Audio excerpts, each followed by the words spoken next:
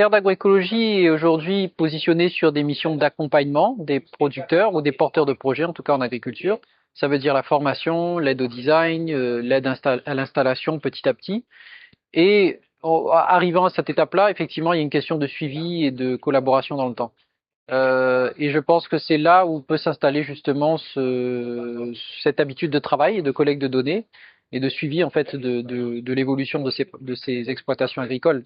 Je pense contribuer de cette manière, ce serait utile, c'est-à-dire pas tellement du quantitatif à grande échelle, mais plutôt du qualitatif avec quelques parcelles qui sont à l'image en fait d'une transition agroécologique. Donc il y a cet aspect-là.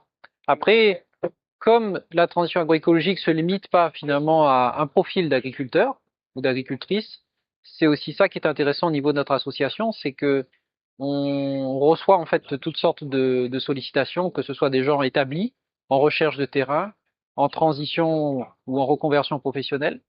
Donc tout ça joue dans, je pense, le décryptage finalement de ce qu'on va retrouver dans un observatoire en termes de, on parle de type d'exploitation agricole, c'est aussi peut-être le type d'agriculteur et de foyer agriculteur aussi qui peut changer aussi à un moment donné dans le temps.